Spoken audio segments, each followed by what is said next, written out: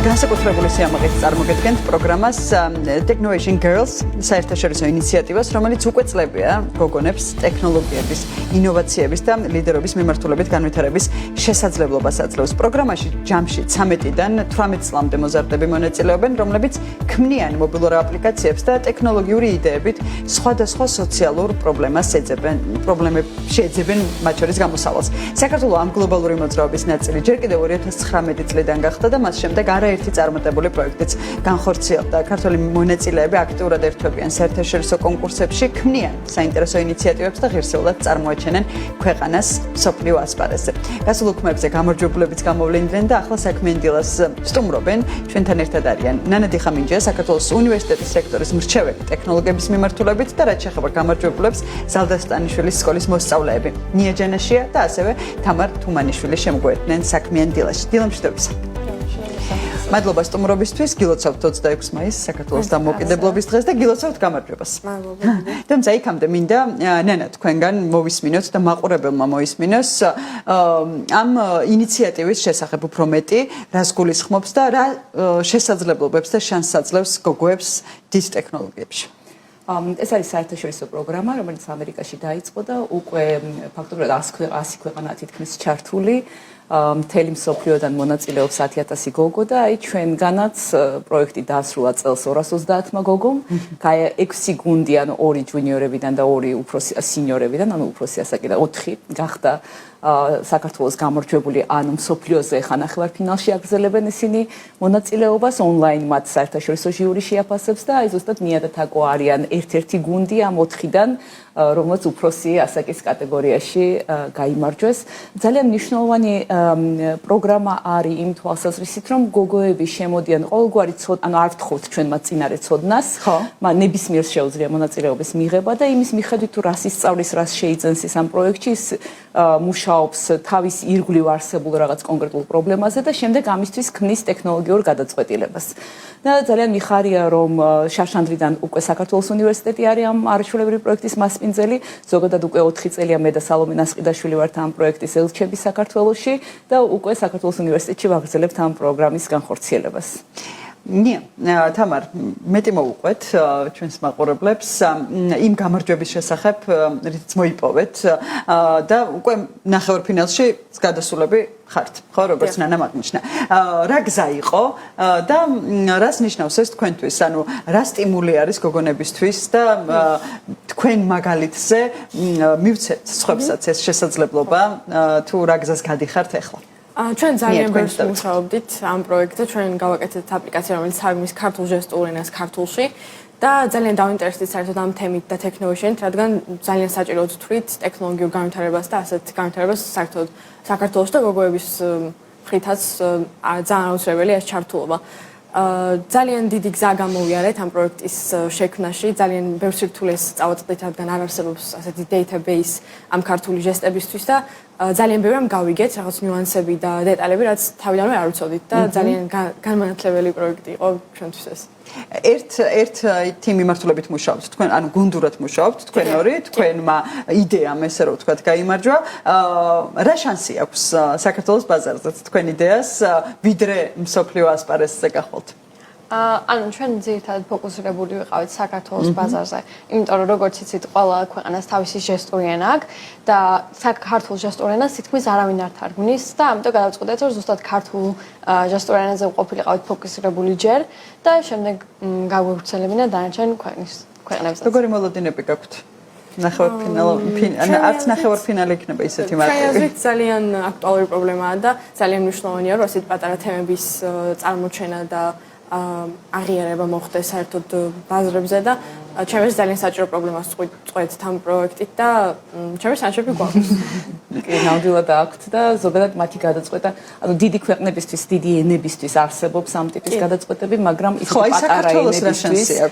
პატარა ენებისთვის არ არსებობს და ამიტომ მათი პროდუქტი მნიშვნელოვანია, შეიძლება მე გავრცელდეს განვითარებადი აი ჩვენნაირი პატარა ერების და პატარა მოცულობის ენებისთვის და ამიტომ მგონია თან თვითონ პროდუქტიც ძალიან საინტერესოა, ხელოვნური ინტელექტი გამოიყენეს ძალიან ძალიან კარგად იმიჯის ამოცნობის გამოსახულების ამოცნობის ტექნოლოგიები გამოიყენეს და მე პირადად ძალიან მიამაყება მათი პროექტი.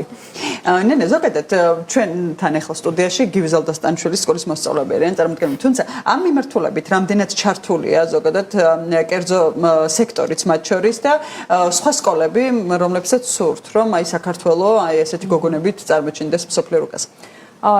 წელს ჩვენ პირველად დავამატეთ სკოლების შემოსვლა კლუბების სახით. ისინი არ არიან, მაგალითად ზალდასტანიშვილი არ არის როგორც კლუბი, უბრალოდ თვითონ გუნდი იღებს მონაწილეობას. დაახლოებით 10-მდე სკოლა დაგვემატა ასე, მაგრამ 550 გოგო იყო დარეგისტრირებული და დანარჩენი ან დიდი ნაწილი უბრალოდ თვითონ შემოვიდა. რეგიონებიდან მყავს დაახლოებით. კი, ან 550 მონაწილეობდა და შემდეგ 230-მა მიიყვანა პროექტი ბოლომდე, იმიტომ რომ ეს არ არის რაღაც კონკურსის სახე, არ არის. თავარია რომ შენ პროექტი დაასრულო და ატვირთო. რეგიონებიდან მყავს ბევრი სკოლა და დიდი მადლობა აუცილებლად ჩვენს მხარდამჭერებს და სპონსორებს, აი კერძო სექტორი ახსენე შენ, იმიტომ რომ კრედო ბანკი დაგვეხმარა, იშ ბანკი დაგვეხმარა, გოგოებს პრიზები ჭირდებათ, ასევე ჩვენ ბანაკს ვახორციელებთ, იცი ყოველ წელს შემდეგ ეს გოგოები მიყავს 20 გუნდი, 20 გამარჯვებული გუნდი, ანუ საუკეთესო გუნდი მიყავს ბანაკში, გაეროს ქალთა ორგანიზაცია დაგვეხმარა, softgen ჯგუფი და ძალიან მნიშვნელოვანია რომ ამ გოგოებმა მიიღეს ეს პრიზები. შეიძლება ძალიან ის არ იყოს მათთვის სამახასიათო, მაგრამ მაინც სტიმული არის და დიდი მადლობა მინდა რომ ჩვენს პარტნიორებს გადავუხადო. რას ეთყოდით იმ გოგონებს, ვინც ეხლა გვიყურებს, გისმენთ თქვენ და აი თქვენი გზა უნდათ რომ გაიაროს და ტექნოლოგიური მიმართულებით იმ წინსვლას მიაღწიოს, რასაც თქვენ აი ახლა დგავთ პირველ ნაბიჯებს. ვიტყოდით რომ არ დანებდნენ არასდროს, მიუხედავად იმისა რომ ბევრი არ იღებს მონაწილეობას ასეთ შეჯიბრებში და არ აინტერესებთ ეს სფერო, ჩემი აზრით ძალიან მნიშვნელოვანია არ შეხედო სხვებს და შენ გზაზე გააგრძელო სიარული და ოთვის წინ ურო. და ოქტომბერში დარეგისტრირდნენ ამ პროექტს. ამ დეტალებზე კიდევ მეტი უთხრობ ნენა, თამარას დამატებდით კიდევ მეტი სტიმულისთვის. რომ არაფერი არ არის შეუძლებელი და არც ასაკი არ არის ბარიერი და არც თქვა შენი სქესი, ყველაფერი შესაძლებელია თუ საკმარისად გინდა და განახორციელებ ამ გეგმას. ნენა, რა უნდა გააკეთონ ოქტომბერი ახსენე, ხო? ამ შემთხვევაში რა არის მთავარი, რაც ამ ადამიანებმა რეგისტრაციისთვის იქნება ეს თუ აი ეს გზა დავაკვალიანოთ მსურველებმა. მე პირადად ეს იცი რომ ბევრ სხვა პროექტს ვაკეთებ, მაგრამ ეს პროექტი ზუსტად იმიტომ მიყვარს, რომ არაფერი არ მოეთხოვებათ გოგოებს გარდა იმისა, რომ გამოვაცხადებთ უბრალოდ თავისი მონაცემები უნდა შემოიტანოთ. რაც ასაკობრივ 13-დან 18 ანუ ადევნონ თვალი საქართველოს უნივერსიტეტს გვერდს, იმიტომ რომ აქ გამოვაცხადებთ, დაახლოებით ოქტომბერში გამოვაცხადებთ. ასევე ჩვენთვის ძალიან მნიშვნელოვანია, ყველა ამ გუნდს ყავს მენტორი, ზოგი თავის მენტორებით შემოდის, მაგრამ უმეტესობას არ ყავს და ჩვენ ვამაგრებთ ამ მენტორებს. ამიტომ მენტორების ჩართულობაც არის ძალიან მნიშვნელოვანი. მე ძალიან მიამაყება რომ ბევრი მონაწილე რომელსაც დაასრულა ეს პროექტი ბრუნდება მენტორად. ანუ ეს ნიშნავს რომ მათ იციან რა სარგებელი მიიღეს ამ პროექტიდან და შემდეგ უნდათ რომ ეს თვითონ მოხალისეობთან სრულად მოხალისეობრივი, ანუ არავინ ამ პროექტის განხორციელებაში ხელფას არ იღებს. სრულად მოხალისეობრივი პროექტია. ამიტომ ოქტომბერში უბრალოდ უნდა დარეგისტრირდნენ და შემდეგ უკვე ჩვენ მთლიანად დავაკვალიანებთ რა უნდა გააკეთონ, ვორქშოპებს ვუტარებთ, თუ გუნდი არ ყავთ, გუნდსაც მოვუძებნით, ვაჯგუფებთ ერთმანეთთან, თუ მენტორი არ ყავთ, მენტორსაც მოვუძებნით, რჩევებს ვაძლევთ, ტექნიკურ მენტორსაც ვამაგრებთ და მე მგონი ამ ხრივ ესეთი ძალიან ღია და საინტერესო პროექტია. შენი შეხედულებით გამომდინარე იქიდან რომ ძალიან ბევრ პროექტში ხარ ჩართული და განსაკუთრებით ტექნოლოგიების მიმართულებით და ჩვენ არაერთხელ გვისაუბრია ამ ეთერშიც რამდენად მხარს უჭერთ ქალებს განსაკუთრებით ტექნოლოგიების მიმართულებით. დღეს სად არის საქართველოს, ანუ რამდენად წარმოჩინდება მსოფლიო ასპარეზზე ჩვენი ქვეყანა ამ მიმართულებით და როგორი თაობა მოდის? თაობა მოდის არაჩვეულებრივი, უბრალოდ ძალიან შევანელეთ ამ თაობის მხარდაჭერა.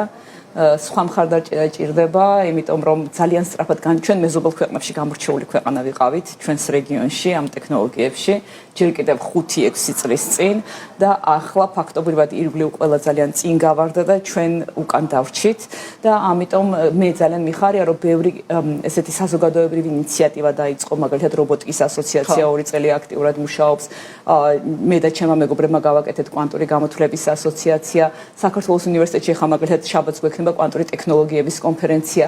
ანუ ესეთი ინიციატივები თუ არ წამოვიდა, ეს არის ძალიან მნიშვნელოვანი.